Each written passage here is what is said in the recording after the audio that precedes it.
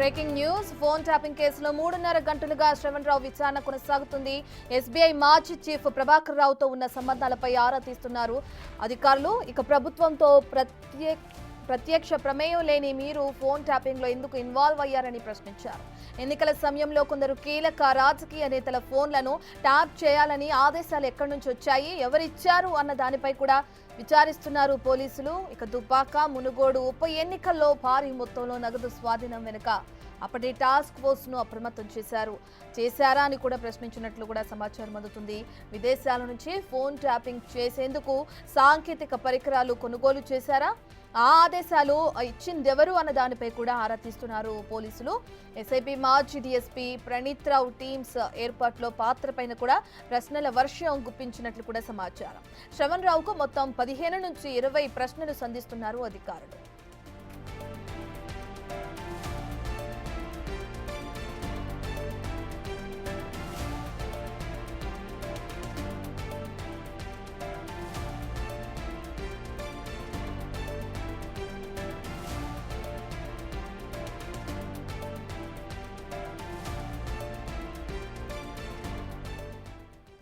పూర్తి డీటెయిల్స్ మా ప్రతినిధి రానా లైవ్ లో అందిస్తారు. రైట్ రానా, మనం చూస్తే ఇప్పటికే ఫోన్ ట్యాపింగ్ కి సంబంధించి శ్రవణ్ రావు విచారణ కొనసాగుతుంది. ఎస్ఐబి మాజీ చీఫ్ ప్రభాకర్ రావుతో ఉన్న సంబంధాలపై ఆరా తీస్తున్న క్రమంలో ఆయన దగ్గర నుంచి ఎటువంటి సమాధానాలు వస్తున్నాయి రానా?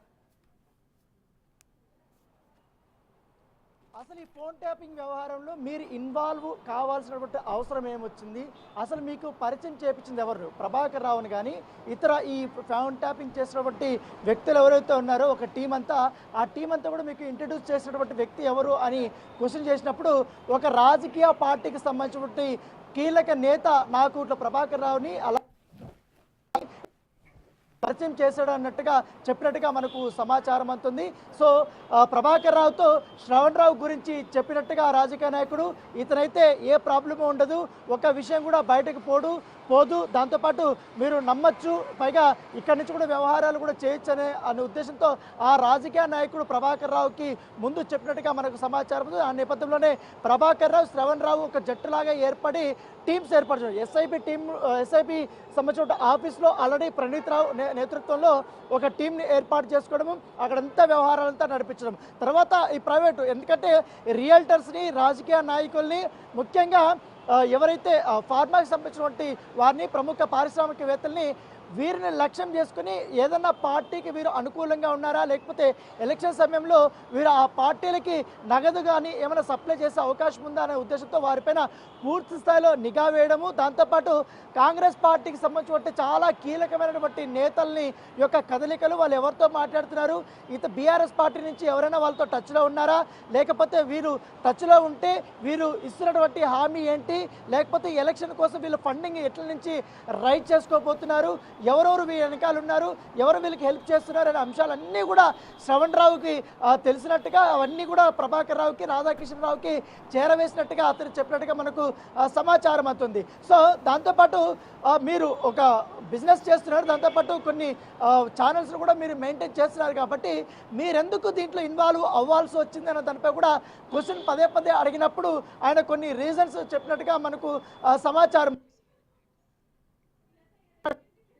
నాకు పని అప్పచెప్పారు, ఆ పని మాత్రం నేను చేశానన్న రీతిలో అతను చెప్పినట్టుగా మనకు సమాచారం అవుతుంది. ఇక్కడ కీలకమైనటువంటి అంశం ఏంటంటే వేరే దేశం నుంచి ఎక్విప్మెంట్ని తీసుకొచ్చారు. ఎందుకంటే హై ఎక్విప్మెంట్, ఎంత దూరమైనా పర్వాలేదు, ఎవరితో మాట్లాడుకున్నా ఆ ఒక్క పూర్తిగా కూడా ఆ సిగ్నలింగ్ అంతా వచ్చి చాలా క్లియర్గా కూడా ఆ వాయిస్ వినపడేలాగా అంతా రికార్డ్ చేసేలా కూడా వాళ్ళు ఆ ఎక్విప్మెంట్ కొనుగోలు చేశారు. కాబట్టి ఈ ఎక్విప్మెంట్ కొనుగోలు విషయంలో మీరు ప్రముఖంగా ఉన్నారు, మీకు ఎక్కడి నుంచి డబ్బులు ఇచ్చారు, మీకు డబ్బులు చేరవేసింది ఎవరు, ఒకవేళ ఎస్ఐబి నుంచి డబ్బులు వస్తుందంటే మీకు ఆథరైజేషన్ ఇచ్చడానికి అవకాశం లేదు, మీకు ఎవరిచ్చారు డబ్బులు అన్నప్పుడు దానికి సమాధానం లేనట్టుగా మనకు సమాచారం అవుతుంది.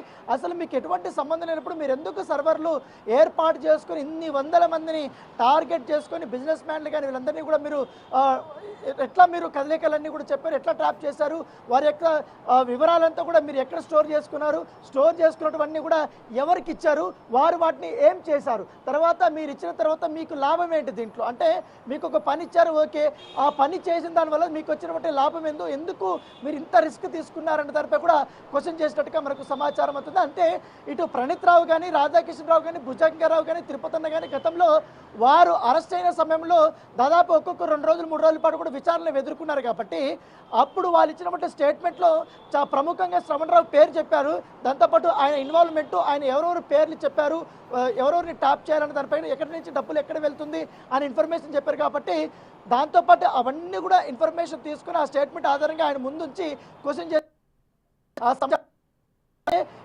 A6గా శ్రవణరావు ఉన్నప్పటికీ కానీ ప్రభాకర్ రావుతో అత్యంత సన్నిహితంగా ఉన్నటువంటి వ్యక్తి మాత్రం శ్రవణరావే అని పోలీసులు భావిస్తున్నారు కాబట్టి ఇప్పుడు ప్రత్యేక బృందం దానిపైన కాన్సన్ట్రేట్ చేసి క్వశ్చన్ చేస్తున్నట్టుగా మనకు సమాచారం ఉంది. దాంతోపాటు ఎవరా ఆ ప్రముఖ నాయకుడు, ఆ నాయకుడు చెప్తే ఆ నాయకుడికి మీకున్నటువంటి సంబంధాలు ఏంటనే దానిపై కూడా పూర్తి స్థాయిలో ఆరా తీస్తున్నట్టుగా మనకు సమాచారం ఉంది. చూడాలి, ఇంకా 2 గంటల వరకు కూడా ఇంకా విచారణ కొనసాగే అవకాశం ఉంది కాబట్టి ఇంకా చాలా కీలకమైనటువంటి విషయాలంతా కూడా వెలుగులోకి తీసుకురావాలని కూడా సిట్ అధికారులు భావిస్తున్నారు. దాని తగ్గట్టుగానే ఇప్పుడు ఎంక్వైరీ అయితే కొనసాగుతుంది. Right, thank you Rana.